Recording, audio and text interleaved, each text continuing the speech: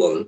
হুম, কারণ যখন মনে আছে হাদি হত্যার পরে বাংলাদেশ একটা কড়া বার্তা এবং পাঠিয়েছিল ভারত সরকারের কাছে, পররাষ্ট্র মন্ত্রী তখন একটা লিখিত জবাব দিয়েছিল। লিখিত জবাবে বলা আছে শেখ হাসিনা আমাদের এখানে আছেন, হুম।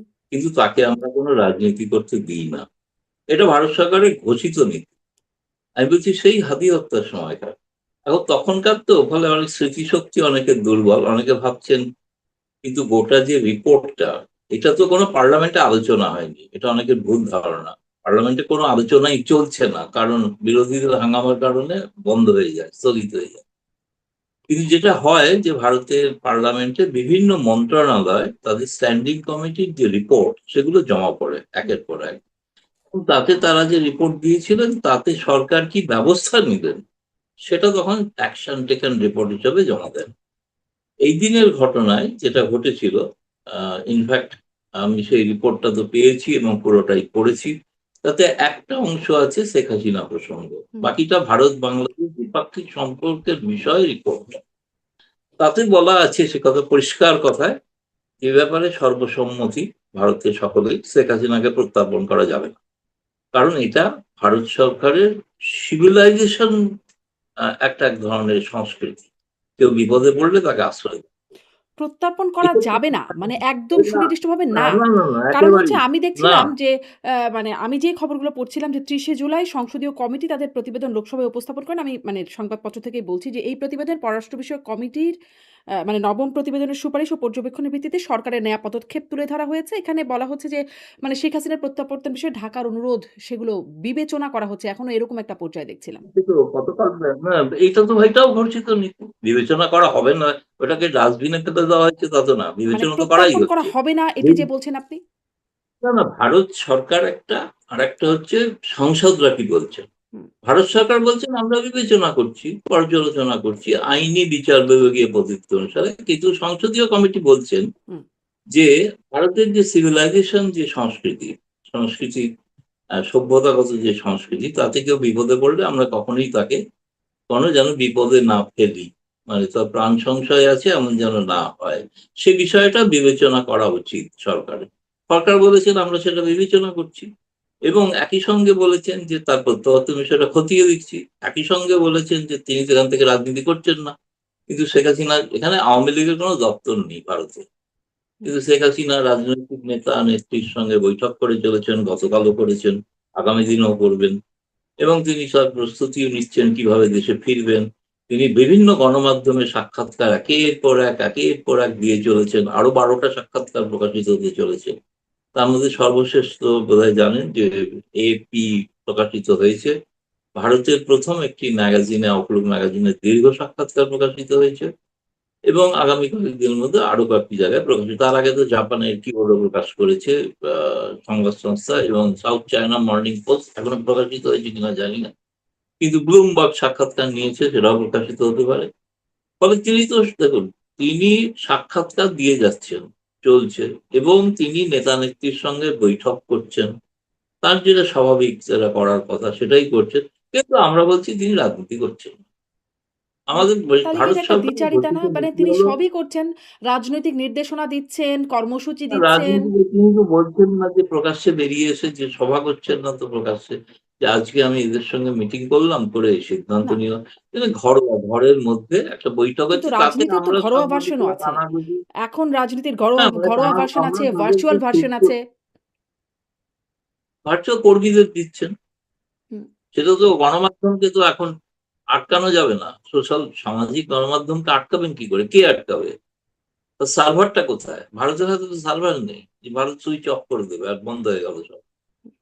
মোবাইল ফোন, যে মোবাইল ফোনগুলো বিদেশি যেসব কোম্পানি মোবাইল ফোন চালান, বিক্রি করেন, উৎপাদন করেন, তারা করতে পারেন বন্ধ। আমি জানি না তারাও পারেন কিনা জানি না, আজকের দিনে কেউই করেন না। না কিন্তু আর ভারতের ভারতের পক্ষে পক্ষে তো কোনো নির্দেশনাটা কি? বা গণমাধ্যমকে ভারতের বলা সম্ভব সিদ্ধান্তটা না। কি?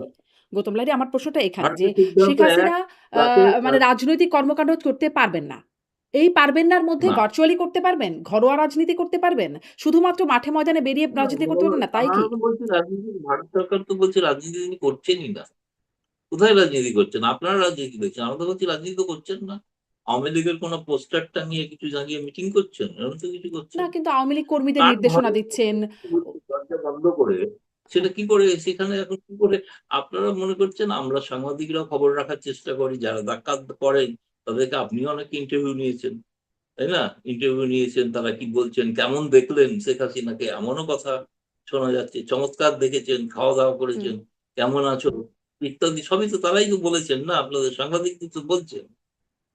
ফলে কিন্তু ঘরের মধ্যে কি আলোচনা হলো না হলো সেখানে তো আর কিছু সেরম কিছু তো প্রকাশ্যে শেখ হাসিনা কিছু বলছেন। শেখ হাসিনা তো প্রকাশ্যে বলছেন। শেখ হাসিনার কথাগুলো একদম সবাই শুনছি আমরা। তারপরেও বলছেন না। তিনি ফিরবেন, তিনি নির্দেশনা দিচ্ছেন। আ মানে ইন্টারভিউতে বলছেন। সেটা তো ইন্টারভিউতে বলছেন। না তিনি শুধুমাত্র রয়টার্স দিয়ে শুরু করেছেন।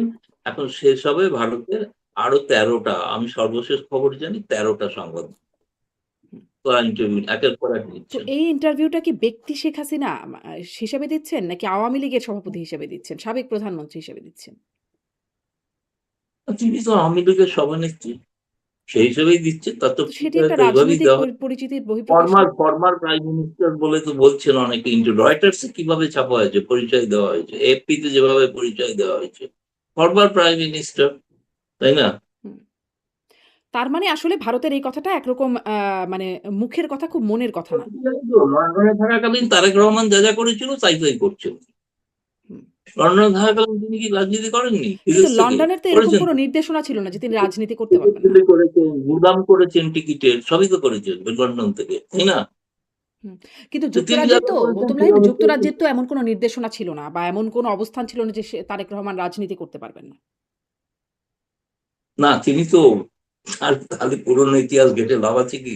তিনি মুচলেকা দিয়ে গিয়েছিলেন রাজনীতি করবেন না। এটা তো দেশের কথা বলছেন। হ্যাঁ, দেশের কিন্তু সেটাই। যুক্তরাজ্য, কিন্তু আমি তো দেশের বলছি জন্য ভারতের অবস্থানের কথা। কিন্তু আওয়ামী লীগ তিনি শুনুন, তিনি তো ফ্রান্স বা ইতালির রাজনীতি করছিলেন না। তিনি বাংলাদেশের রাজনীতি করছিলেন। স্বাভাবিক, এটা এভাবেই করে থাকেন এরা সকলেই। এটাতে আপত্তির কিছু নেই। কোনো আপত্তি করেনি তারেক রহমান নিয়ে। হুম, তো এখন আপত্তি তো আমি শুনিনি যে তারেক রহমান নিজে কোনো আপত্তি করেছেন। শেখ হাসিনা এভাবে কথা বলছেন। হ্যাঁ, তাদের দলের কিছু মন্ত্রী নেতা এসে মাঝে বলে গেছেন। কিন্তু তারা দেখেছেন হতাশ, বলে কোনো লাভ নেই। হুম। মানে কারণ এটাই হচ্ছে, ভারত তাহলে সরকার কি কোনো কনক্লুশনটা এটাই? গণমাধ্যমকে বলতে পারবে না, ভারত সরকার কোনো গণমাধ্যমকে বলতে পারবে না বাংলাদেশের সরকারের মতো। এখানে বলা হয় গণমাধ্যমকে চাপতে পারবে না। এখানে ভারত সরকার বলতে পারবে না। না মানে যে বাংলাদেশের এই গণমাধ্যমের অবস্থা খারাপ সেটি। রয়টার্সকে বলবেন আপনি শেখ হাসিনা ইন্টারভিউ কেন নাকি নিয়েছেন, ধমকাবে? বা চাকরি খেয়ে দেবে রয়টার্সে, যেটা বাংলাদেশে ঘটছে। সেটা এখানে ঘটে। জি। ভারত এখানে মুক্ত স্বাধীন সকল ব্যাপার। জনাব গৌতম লাহিড়ী একটুখানি বলি যে ভারতে মুক্ত স্বাধীন গণমাধ্যম, কিন্তু রিপোর্টার্স উইদাউট বর্ডারের যে রিপোর্টটা তাতে কিন্তু বাংলাদেশের যে গণমাধ্যমের স্বাধীনতায় ভারতের অবস্থান পেছনে, পাকিস্তান প্যালেস্টাইনের চেয়ে পেছনে ভারতের গণমাধ্যমের স্বাধীনতা। সেটা ঠিক, তাতেই এই অবস্থা। হুম, তাহলে এর চেয়ে উপরে উঠলে কি হতো? হুম, তাহলে তো শেখ হাসিনা সহ ইন্টারভিউ হতো বাংলাদেশের মধ্যে, হুম, মানে তাই না? এতেই যদি এত নিম্ন একটু থাকাকালীন, নিম্ন সূচকে থাকাকালীন এই হাল। হুম, হুম। নিম্ন মানে সূচকে অতএব মানে না থাকলে ভারতের গণমাধ্যম বাংলাদেশ যে পারে, ওপরে। বাংলাদেশের গণমাধ্যম পারে না বিষয়টা এমন না। বাংলাদেশের গণমাধ্যমের অবস্থা খুবই খারাপ। আমি নিজেও গণমাধ্যমের কর্মী হিসেবে আমি না, জানি। বাংলাদেশের গণতন্ত্রের চাকরি চলে যাবে।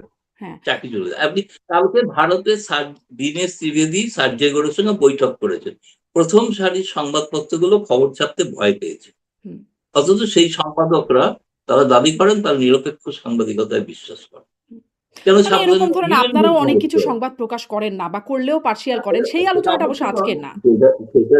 সেটা আপনি বলছেন যে সেটা তো নিশ্চয়ই সবকিছু একটা গণমাধ্যমের তাদের স্বাধীনতা আছে, সম্পাদকীয় নীতি আছে, সব বুঝলাম।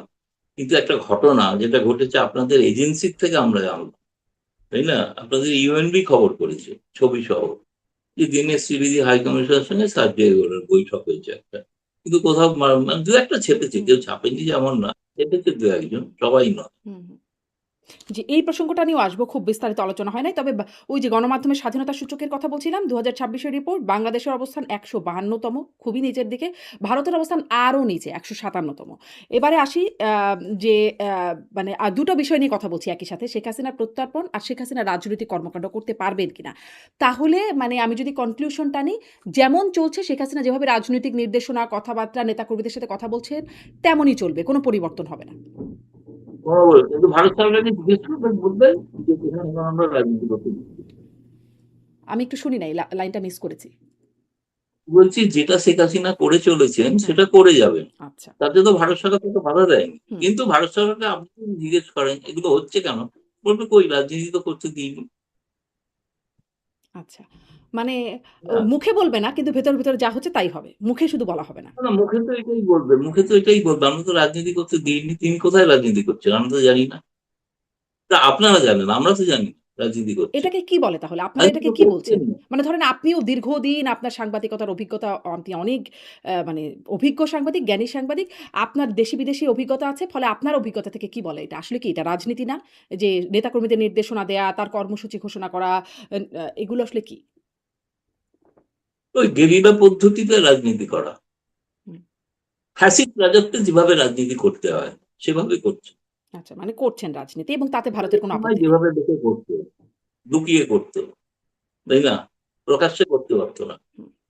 তাহলে কি ভারতের বিষয়টা এরকম যে প্রকাশ্য রাজনীতি করতে পারবেন না, গোপনে করলে কোনো সমস্যা নাই। মানে এটা হচ্ছে ভারতের অবস্থান।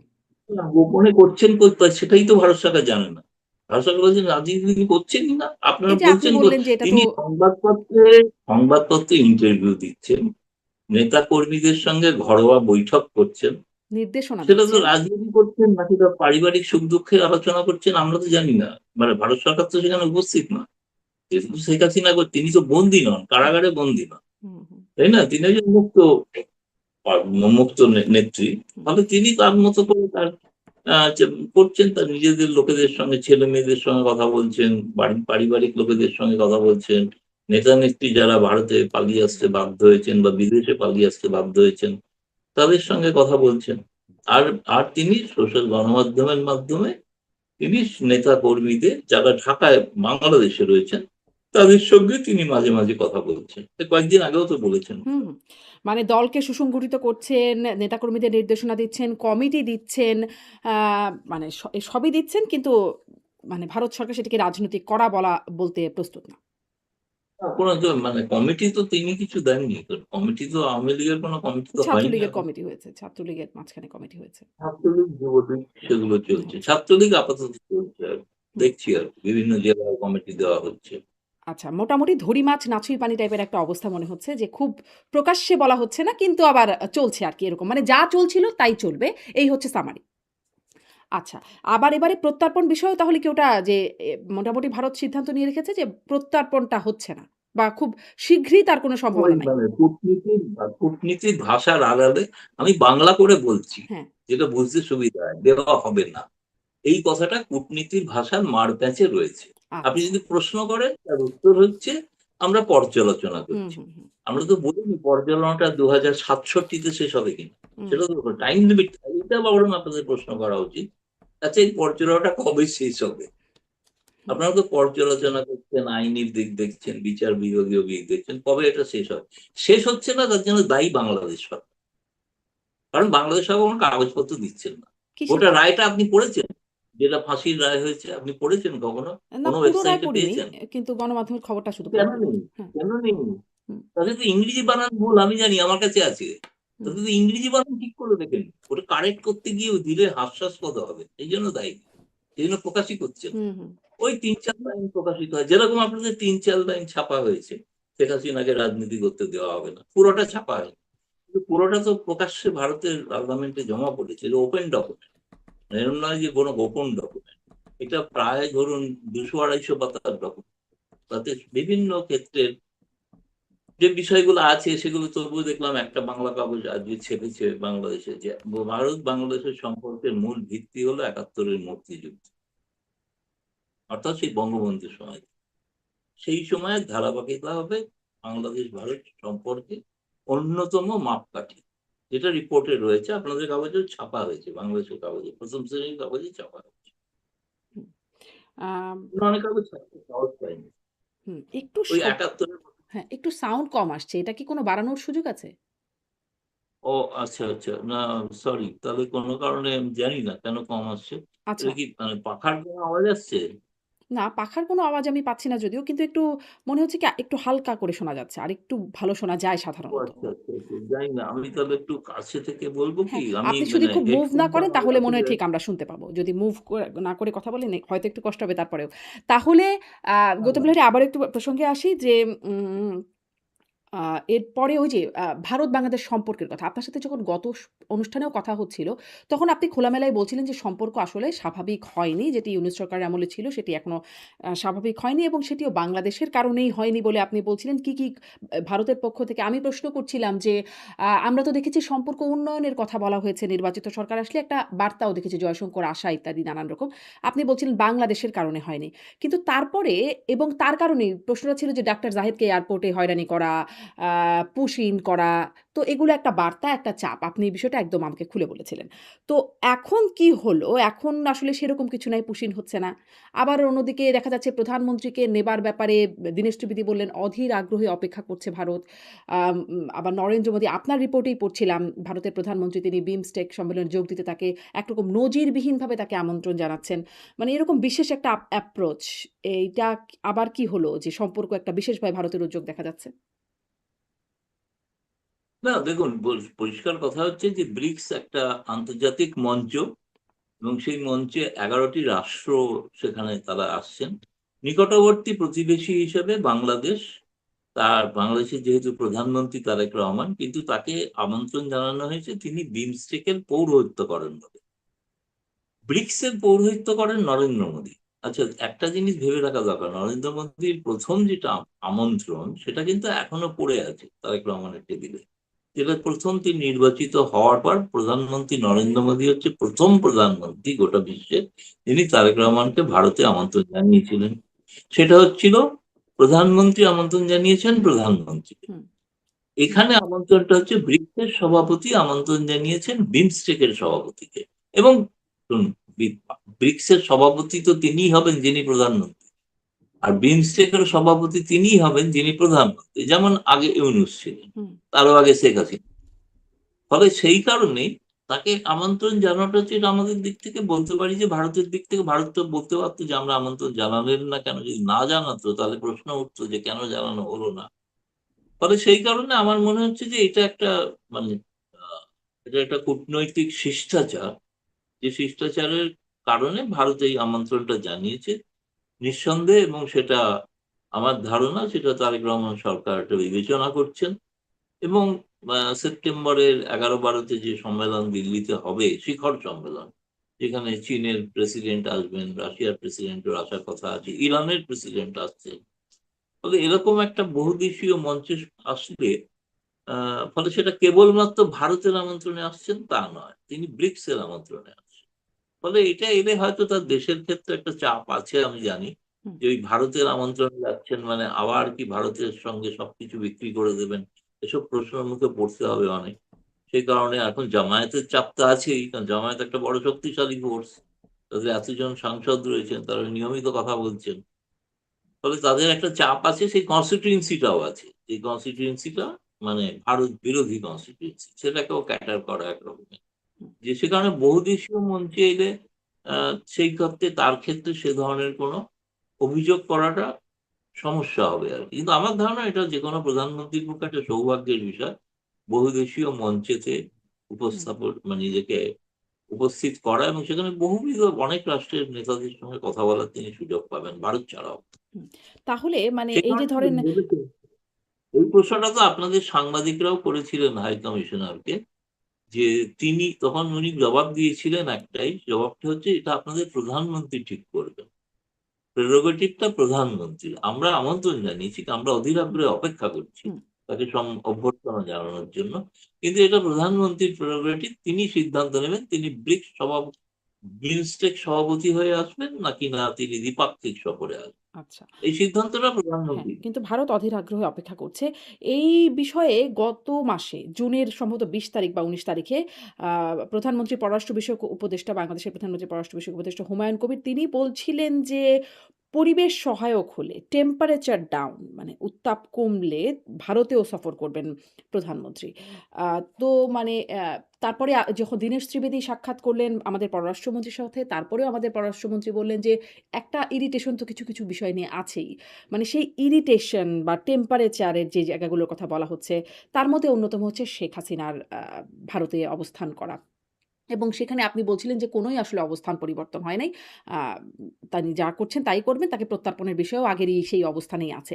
তাহলে কি আসলে টেম্পারেচার ডাউন হবার মতো কিছু হয় নাই বা পরিস্থিতি সহায়ক হওয়ার মতো কিছু হচ্ছে কি? হচ্ছে কি? আপনার বিশ্লেষণ শুনি। বাংলাদেশ সরকার থার্মোমিটার এখনো খুঁজে পাননি। থার্মোমিটার খুঁজে পাননি, আমি জানি না টেম্পারেচার ডাউন।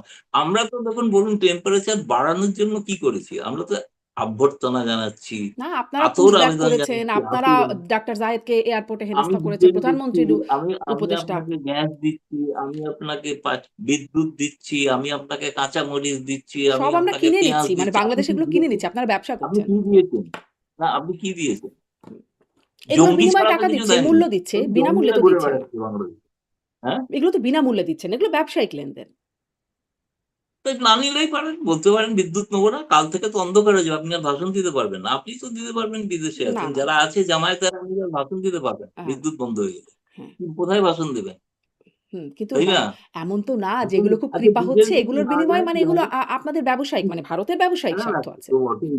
আরে পয়সা দিয়ে তো সবকিছু হয়। তাই না? টাকা পয়সার বিনিময়ে কি সব বাণিজ্য হয়? হুম, হয় কি? কারণ আমি দেবো, বাণিজ্য করব অবশ্যই। সেটা ঠিক কথা। কিন্তু কাকে দেবো সেটাও তো একটা ব্যাপার। সবাইকে তো দিচ্ছি না। হুম, বাংলাদেশে দিয়েই চলেছি। হুম। তাই না? ভারতের একটা বিশাল অনেক ক্ষেত্রে বাজার। তো সব দিক আপনার থেকেই বহু ভারতের একটা বিদ্যুতের বিশাল বাজার বাংলাদেশ। টাকাও দেননি। টাকাও বকেয়া পড়ে আছে। টাকাও তো দেননি। এই যে ঝাড়খণ্ডের আদানির বিদ্যুৎ প্রকল্প থেকে তো বিদ্যুৎ দেওয়া বন্ধ করে দিয়েছে। তিনি তো ব্যক্তিগতভাবে তিনি ব্যবসায়ী। তিনি তো ব্যবসা করবেন স্বাভাবিক। হুম। মানে তাহলে আসলে কি পরিবর্তন? মানে ওই যে আপনি বলছেন যে আপনাদের পক্ষ থেকে তো মানে ডাক্তার জাহেদকে ওইটা একটা বিশাল আলোচনার বিষয় ছিল। বাংলাদেশের একজন প্রতিমন্ত্রী পর্যাদার ব্যক্তি। তিনি একটা সরকারি সফরে গেলেন কিন্তু এরকম একটা বিব্রতকর পরিস্থিতিতে পড়লেন বা আগের অনুষ্ঠানে আপনার সাথে আলোচনা হচ্ছিল যে যেভাবে ভারত মানে অ্যাগ্রেসিভলি পুশ ব্যাক করছিল। সেখান থেকে ভারত তো আবার এখানে এসে পৌঁছালো। মানে এখন তো আবার খুব ভালো কথা বলছে, অধীর আগ্রহের কথা বলছে বা পুশ ব্যাকটাও করছে না এখন সেই সময়ে। আম এর জন্য কি কিছু হলো কিনা? ধরেন এর মধ্যে আবার ২ টো ঘটনা দেখলাম। দীনেশ ত্রিবেদীর সাথে বৈঠকটাতে দেখলাম। আবার দেখলাম সার্জিও গোর যিনি ভারতীয় যুক্তরাষ্ট্রের রাষ্ট্রদূত বটে। আর দক্ষিণ ও মধ্য এশীয় ট্রাম্পের বিশেষ দূত। তিনিও আমাদের দেশে আসলেন, পররাষ্ট্রমন্ত্রীর সাথে সাক্ষাৎ করলেন। আম প্রধানমন্ত্রীর সাথে সাক্ষাৎ করলেন। আবার দুজনও সাক্ষাৎ করলেন, দীনেশ ত্রিবেদী এবং সার্জিও গোর। এগুলোর একটা প্রভাব কি মানে পড়ছে? না, এটা তো আমেরিকাকে আপনাদের জিজ্ঞেস করা উচিত। আপনারা ঢাকায় এসে হঠাৎ ভারতের হাই কমিশনের সঙ্গে দেখা করবেন কেন? কিন্তু আমি কিন্তু যে হোটেলে ছিলেন সেই হোটেলে সাক্ষাৎ হয়েছে না?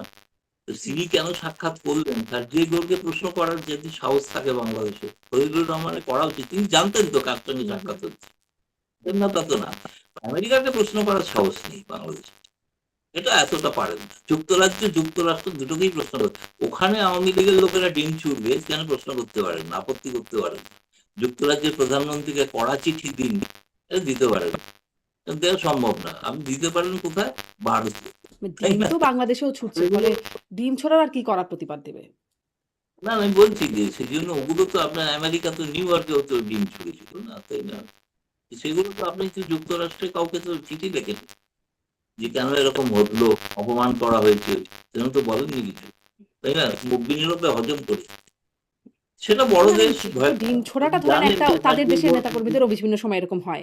ডিম ছোড়াটা তিনি একটা কি মাইল্ড করবেন একটা ঢাকায় এসে, না সার্জিও ঘোষ ঢাকায় এসে কি করবেন সবটাই তো বাংলাদেশের পররাষ্ট্র মন্ত্রণালয় তো জানে, তাই না? হুম, এবং সেদিনের বৈঠকের পর শুনলাম তো আবার নৈশভোজটাও হয়নি। কি খাবার পছন্দ হয়নি সার্জিও ঘোষের, না কি হয়েছে বলতে পারবো না। নৈশভোজটাও বাতিল হয়ে গেল। বলা যায় না, ওখানে হয়তো শুটকি-ফুটকি দিয়েছিলেন, তিনি হয়তো খান না শুটকি। তো তিনি চলে গেছেন হয়তো অন্য জায়গায় গিয়ে হোটেলে ফিরে গিয়ে খেয়েছেন। আবার কেউ নানা রকম রটিও দিচ্ছে। আওয়ামী লীগের নেতাদের সঙ্গে নাকি গোপন বৈঠক করেছেন হোটেলে। আমার কাছে এরকম কোনো সত্যতা নেই, কোনো প্রমাণ আমি জানি না। দীনেশ ত্রিবেদীরও জানি। দীনেশ ত্রিবেদীর সঙ্গে তিনি বাংলাদেশের রাজনৈতিক পরিস্থিতি নিয়ে আলোচনা করেন। এটাও আমি জানি। এটাও আমি জানি তিনি জানতে চেয়েছেন কোন দলের কি অবস্থা, মানুষ কি ভাবছে সেটাও জানতে চেয়েছেন। দীনেশ ত্রিবেদী যতটুকু বুঝেছেন তিনি এই তো কদিনের মধ্যে সেটাও তাকে অবহিত করেছেন।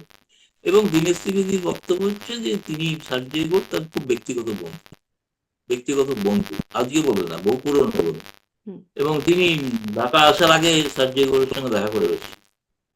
এবং তারপরে তো সার্জিও ঘোষ এসে তাকে এখানে এসেও মর্নিং ব্রেকফাস্টে দাওয়াত দিলেন, তিনি এলেন, কথা হলো। সেখানে ইয়েও ছিলেন, ওই আমেরিকার যিনি রাষ্ট্রদূত, তিনিও উপস্থিত ছিলেন হোটেল। ফলে বেশ অনেকক্ষণ লম্বা বাংলাদেশের রাজনৈতিক পরিস্থিতি এবং বাংলাদেশ, আমেরিকা এবং ভারত, মানে আর্থিক উন্নয়ন প্রসঙ্গে কিন্তু অনেক আলোচনা হয়েছে বলে আমি শুনেছি। হুম। মানে মানে এর কিভাবে আগে ভারতে ইকোনমিক্যাল। ধরেন ওই সেই 2+2 বৈঠকে সেখানেও বাংলাদেশের নির্বাচন, বাংলাদেশের পরিস্থিতি নিয়ে আলোচনা হয়েছে। এখন আবার বাংলাদেশে এসে মানে আগে ভারতে হয়েছে, এখন বাংলাদেশে এসে ভারত আর যুক্তরাষ্ট্রের এটা তো মধ্যে আপনাদের উচিত ট্রাম্পকে এক্ষুনি জিজ্ঞেস করা, কেন এরকম করছে। এটা জিজ্ঞেস করা উচিত না ট্রাম্পকে, বা বাংলাদেশে যিনি রাষ্ট্রদূত কিন্তু হাতের কাছে আছেন, তাকে জিজ্ঞেস করবেই হবে যে হঠাৎ কেন এসে এখানে এসে ভারতের কার সঙ্গে দেখা করছেন, ভারতের একজন হাই কমিশনার, তার এখানে ভূমিকা কি, তার সঙ্গে কেন দেখা করছেন। আচ্ছা, ইন্টারেস্টিং হচ্ছে পররাষ্ট্র মন্ত্রণালয়ের ব্রিফিং আমি কিন্তু প্রশ্নটা করি, হুম, আমি প্রশ্নটা করি যে এরকম শুনলাম যে সার্জেই গোর হাই কমিশনারের সঙ্গে দেখা করেছেন, হুম, হঠাৎ কি ব্যাপার, কেন দেখা করেছেন। ওরা বললেন আমরা তো জানিই না দেখা করছি। আমি হুম। পরে জেনে খোঁজ নিয়ে পরে জানাবো। এই পররাষ্ট্র মন্ত্রণালয় কিছু জানে না কেন? নাকি আসলে জেনেও কিছু বলে না? মানে আসলে ব্যাপারটা কি? জানে না কেন জানি না কিছু? আসলে। মানে আপনার আগের এইটা তো খুব প্রশ্নটাও অদ্ভুত। আপনার সাথে আমার কথা হয়েছিল ওই যে হাদি হত্যাকাণ্ড নিয়ে মমতা বন্দ্যোপাধ্যায়ের বক্তব্য। আপনি বলছিলেন আপনি পররাষ্ট্র মন্ত্রণালয়কে জিজ্ঞাসা করবেন। যেহেতু আপনার রেগুলার কথাবার্তা হয়। আপনি গেছেন, জিজ্ঞাসা করেছেন, সেই ক্লিপটাও আমি দেখেছি এবং তারপরে তারা বলেছেন এই বিষয়ে আমরা জানি না। জেনে জানানো হবে। এখনো বলছেন জানি না। মানে কিছুই যে জানে না পররাষ্ট্র মন্ত্রণালয়? সত্যি খুবই খারাপ অবস্থা। মানে কি আর বলবো, বুঝতে পারছি না কি বলবো। মানে আচ্ছা, আবার প্রশ্ন করবো, পরের আচ্ছা। বার আবার প্রশ্ন করবো, যে হ্যাঁ। বলেছিলেন মানে জেনে আপনি বলবেন বলছেন কি জেনে আমরা কেন বলবেন। প্রশ্ন করি না আর আপনারা আসলে প্রশ্ন যেটা না, করেন আমি কিন্তু যেটা উত্তর পান না। বুঝেছি না, এটার একটা কূটনৈতিক ব্যাখ্যা আছে। কূটনৈতিক ব্যাখ্যাটা হচ্ছে সার্জেই গোরের এই প্রোগ্রামটা ঘোষিত প্রোগ্রাম ছিল না, এই দীনেশ ত্রিবেদীর সঙ্গে দেখা করার। কিন্তু সবাই যার জানতেন। জন্য তিনি যতগুলো সাক্ষাৎ করেছেন সবগুলো টুইট করেছেন, কিন্তু দীনেশ ত্রিবেদীর সঙ্গে সাক্ষাৎকারটা তিনি টুইট করেননি।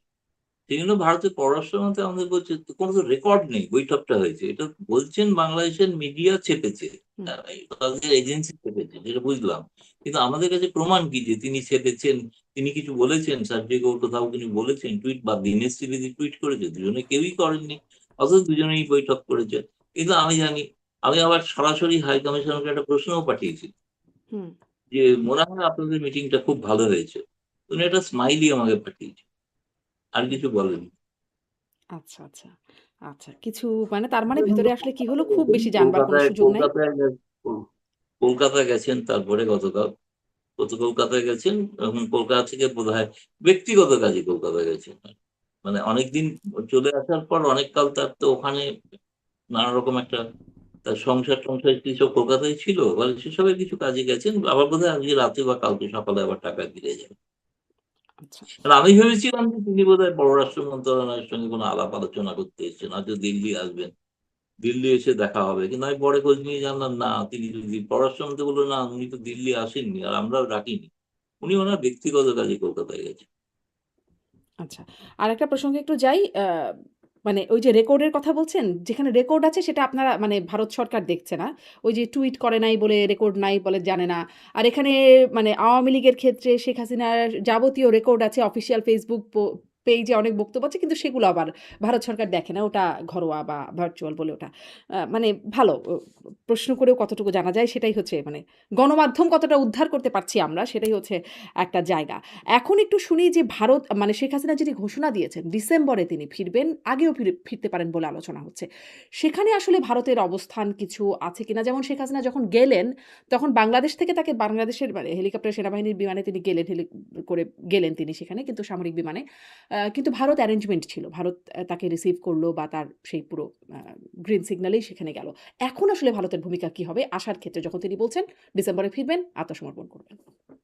সেটা তো ভারত সরকার আবার আপনার পরে কোনো একদিন আপনাদের ওখানে হেডলাইন হবে, চর্চা হবে, খুব আলোচনা হবে।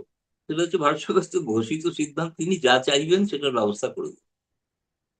বলেছেন না, তিনি আমাদের এখানে আছেন। এখন তিনি আমাদের নীতি হলো, তিনি এর আগে বলেছেন অফিসিয়াল ব্রিফিং এ, আমি বলছি কোনো মানে অফ দ্য রেকর্ড না। সেটা হচ্ছে তিনি যা চাইবেন সেটাতে ভারত সরকার সহায়তা করবে, এটা তো ঘোষিত নীতি ছিল।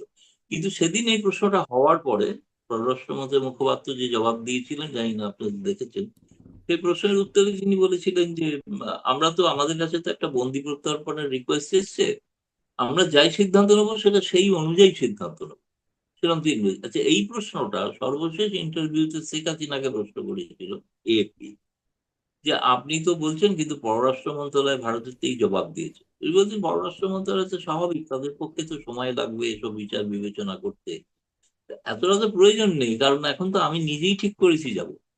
হুম। বলে আর বৈশ্ব এক্সট্রাডিশনের কি প্রয়োজন, আমি তো নিজেই নিজেকে এক্সট্রাডাইট করছি বাংলাদেশে। হুম। এটা তিনি সর্বশেষ ইন্টারভিউতে বলেছেন। আগামী কাল পরশুর মধ্যে আরো কিছু বেরোবে, তাতে যদি কোনো লাইন চেঞ্জ হয় তখন জানাতে পারবো। আপাতত তারও ঘোষিত সিদ্ধান্ত হচ্ছে তিনি ডিসেম্বরে যাবেন। আচ্ছা, তাহলে কি কিভাবে বিষয়টা যাবেন সেটা এরকম অবশ্য যে বলবেন না। স্বাভাবিকভাবে ভারতীয় যে মানে সাধারণ নাগরিকদের পরিবহনের কোনো বিমানে করে তিনি টিকিট কেটে তিনি বাংলাদেশে ঢুকে পড়বেন। এইরকমই? মানে এতই সিম্পল? আর সেটা তো যদি টিকিট কেটে দেয়ও, তিনি যদি গেলেন বিমানে, কিন্তু প্রশ্ন হচ্ছে সেই বিমানে আবার বাংলাদেশ সরকারকে তো সেইভাবে তাকে গ্রহণ করতে হবে যে ওই ট্রাভেল ডকুমেন্টটাকে তারা অ্যাকসেপ্ট করবেন কি করবেন না। সেটা নিশ্চয়ই যাওয়ার আগে একটা দুদেশের সরকারের মধ্যে আলাপ আলোচনা হবে, যেমন তিনি যখন ঢাকা ছেড়ে ভারতে এসেছিলেন তখন দুদেশের সর্বোচ্চ স্তরে, সেনাবাহিনীর সর্বোচ্চ স্তরে আলোচনার পর সিদ্ধান্ত হয়েছিল। এখানেও আমার মনে হয় ফেরার আগে তিনি যখন দেশে প্রত্যাবর্তন করবেন তখনও সেই ধরনের একটা আলাপ আলোচনা হওয়ার সম্ভাবনা আছে। এখন ভারতে তিনি আসলে ঠিক কি স্ট্যাটাসে আছেন? তিনি কি গৃহবন্দী অবস্থায় আছেন, আশ্রিত অবস্থায় আছেন নাকি অতিথি আর অবস্থায় আছেন? যে কোনো সাবেক প্রধানমন্ত্রী, আমাদের দেশের সাবেক রাষ্ট্রপতিরা যেভাবে থাকেন ঘেরাটোপের মধ্যে, টপ লেভেল সিকিউরিটি, যেটাকে জেট বাস সিকিউরিটি বলা হয়, ২-৩ লেয়ারের সিকিউরিটি, সেইভাবে সবাই যেখানে আছেন। অন্য প্রধানমন্ত্রীরা যেভাবে, ভারতের প্রাক্তন প্রধানমন্ত্রী এখন জীবিত বলতে একমাত্র দেবেগৌড়া, তিনি তারও একই ধরনের সিকিউরিটির ব্যবস্থা, চাইলে যখন তখন এবং যার কাছে যাওয়া যায় না, দেখা করা যায় না বিশেষ অনুমতি ছাড়া। প্রাক্তন ধরুন রাষ্ট্রপতি আছেন, আপনি যদি দেশে দেখে যান তিনি যে বাড়িটায় থাকেন তার আশেপাশে চতুর্দিকে সিকিউরিটি, আপনি যেতে পারবেন না, মনে হবে তাহলে কি সেই প্রাক্তন রাষ্ট্রপতি কি গৃহবন্দী, মানে সিকিউরিটির জালে গৃহবন্দী, সেটা হলে হতে পারে, কিন্তু তিনি তার বাকি স্বাভাবিক কাজকর্ম মানে সবই করছেন। তিনি কি বের হতে যেটা পারবেন? তিনি কি বের হতে পারবেন? তিনি তার কাজকর্ম করতে পারবেন?